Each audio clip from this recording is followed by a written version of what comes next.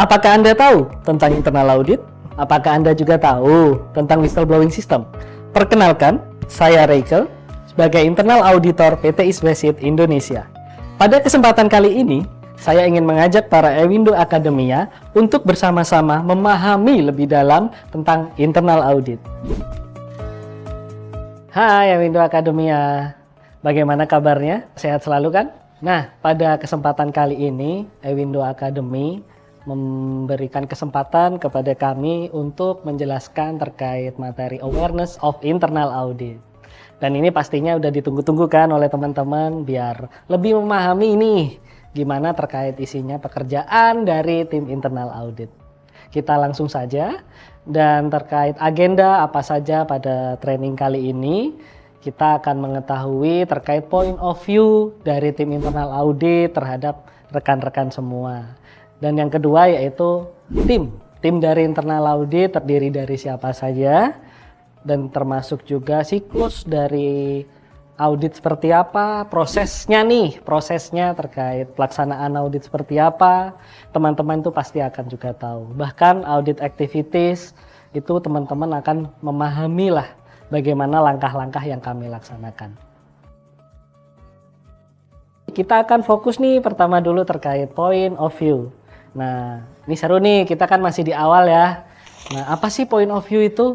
Nah, teman-teman bisa lihat di materinya bahwa di situ ada angka 6 and 9. Nah, ini contoh saja ya, teman-teman. Yang melihat angka 6 itu adalah dari kami, yaitu tim internal audit. Tapi teman-teman semua melihat angka tersebut adalah angka 9. Nah, itu kan sebenarnya berbeda ya. Saya melihat dari sudut pandang nomor 6, teman-teman nomor 9. Padahal angka tersebut adalah tujuan perusahaan. Nah, sama nih. Sudut pandang kita disatukan untuk mencapai tujuan perusahaan. Nah, ketika melihat dari sudut pandang tersebut, kita juga perlu melihat sudut pandang yang positif dan juga yang negatif. Agar balance ya, nggak hanya yang positif aja atau yang negatif aja, itu harus balance. Dan di situ kita bisa saling melengkapi. Apalagi rekan-rekan yang sudah sangat paham terkait bisnis proses di departemen masing-masing. Ya, dan perbedaan sudut pandang itu adalah suatu kewajaran, teman-teman. Bukan harus internal audit yang selalu oke, enggak. Kita saling kolaborasi untuk mengetahui yang paling oke untuk mencapai tujuan perusahaan seperti apa. Seperti itu ya. Saya lanjutkan kembali. Ini juga salah satu contoh point of view ya. Kita lihat dulu gambar yang bagian atas. Itu kita lihat tempelkan kartu tuh di gerbang tol tuh. Nah, itu sebenarnya bukan ditempel di situ ya. Itu hanya panduan atau prosedur untuk memahamkan bahwa menempelkan kartu pada saat masuk gerbang tol.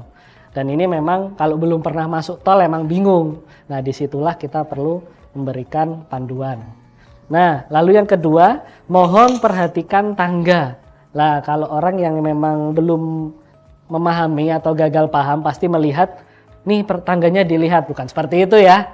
Tapi perlu referensi bagaimana untuk melangkah di tangga tersebut agar tidak terjatuh resikonya atau tidak terpeleset. Jadi kita tetap lancar dalam bekerja. Itu contohnya ya. Jadi prosedur itu sangat penting untuk langkah-langkah dalam melakukan pekerjaan. Nah, selanjutnya nih, oh iya, sebelum kita membahas terkait internal audit seperti apa, kita perkenalkan dulu ya timnya ya. Kalau nggak kenal maka tak sayang. Nah, itu adalah yang udah biasa kita dengar lah. Tapi kita akan kenalkan tim kami di internal audit siapa saja. Yang pertama pasti sudah kenal lah ya. Itu ada Pak Glenn Pardede dan juga selaku managing director kita. Dan untuk tim internal audit kita ada 3, yaitu Pak Diba Kusuma. Lalu saya sendiri yaitu Rachel Vijaviria dan Robi Firdaus, ya. Nah, untuk audit cycle ini atau siklus audit, kami akan menyampaikan kepada teman-teman semua apa itu siklus audit. Untuk yang pertama, annual program atau agenda audit tahunan yang sudah direncanakan nih. Kita mau kemana saja, audit melakukan kemana saja, kita udah rencanakan sebelum kami melakukan pelaksanaan dalam jangka waktu 1 tahun. Nah, itu tuh. Lalu setelah kita udah membuat annual audit program nih, ya kita pasti bikin rencana dong, rencana perjalanan pada saat melakukan satu agenda ke agenda selanjutnya. Nah, kita harus bikin plan nih, ibaratnya ini tiket tim internal audit untuk melakukan pelaksanaan audit. Oke, setelah ini udah oke nih, udah bikin plan, selanjutnya kita melakukan pelaksanaan audit atau proses auditing. Jadi kita membuat sebuah rencana yang plan tadi, baru kita melakukan pelaksanaan sesuai yang direncanakan. Gitu ya. Nah, setelah kita udah jalan, itu kita melaksanakan klarifikasi. Udah dapat hasil nih, kita bikin draft, report, dan kita lakukan klarifikasi kepada rekan-rekan yang telah kami audit. Nah, klarifikasi tersebut itu biar kita tuh bisa saling mengetahui apa hasilnya, apa yang perlu diperbaiki, apa yang perlu didiskusikan, agar hasil audit bisa sesuai dengan yang rekan-rekan laksanakan, bisa membantu rekan-rekan lah dari hasil audit tersebut.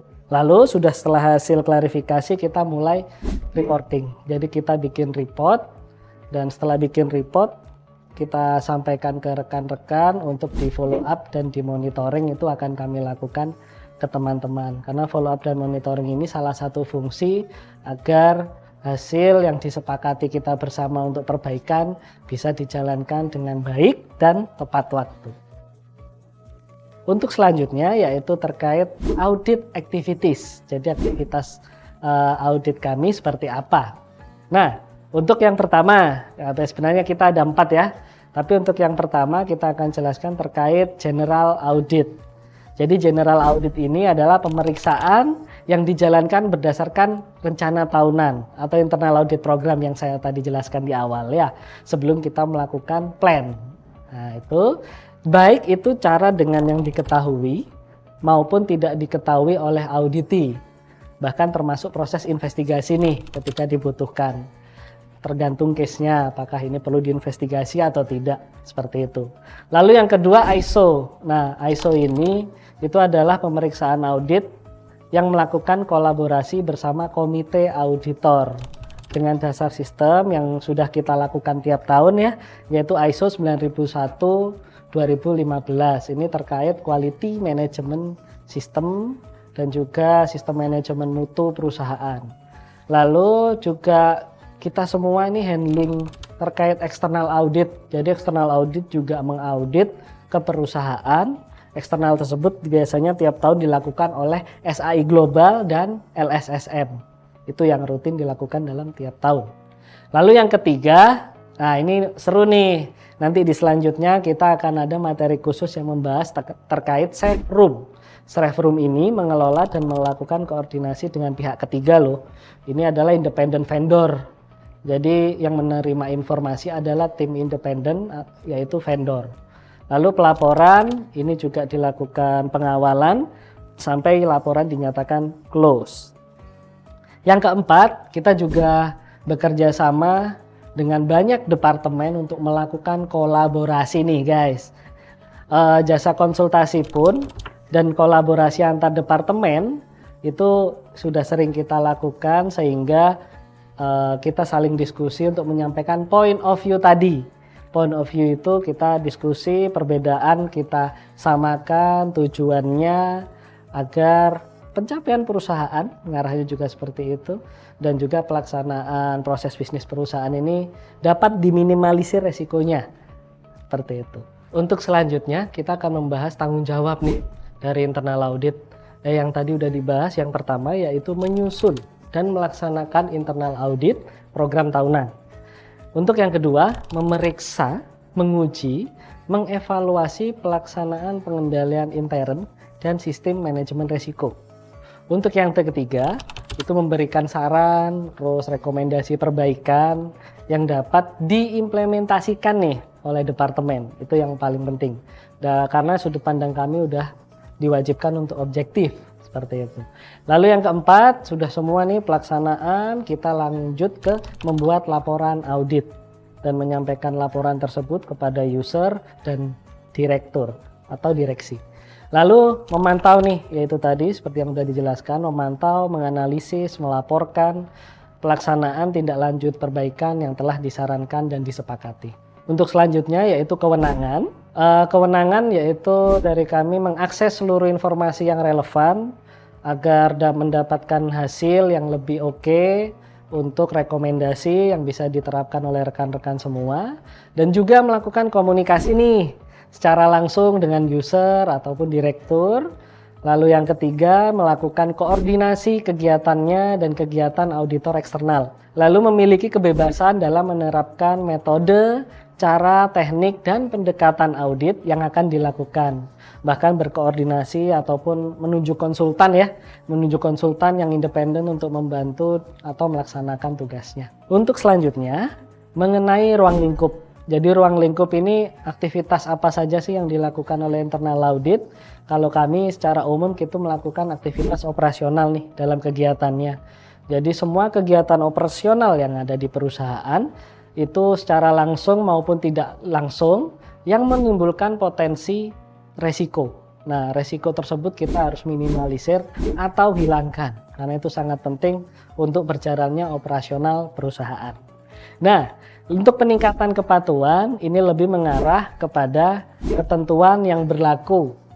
Itu harus ditingkatkan nih kepatuhannya.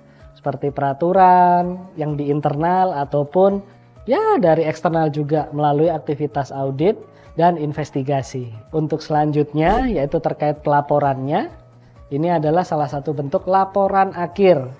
Itu merupakan polling proses yang paling penting dalam proses internal audit karena itu akan menggambarkan semua proses dalam pelaksanaan sampai bagaimana langkah perbaikan yang dilakukan oleh departemen, dan itu harus dalam sudut pandang objektif, jelas, dan ringkas sehingga itu bisa mengarah ke faktual, tidak memihak ya yang terpenting, dan mudah dipahami ataupun logis dapat diterima oleh departemen yang kami audit maupun seluruh perusahaan. Untuk selanjutnya ini adalah gambaran kami ya terkait perjalanan kami selama pelaksanaan audit.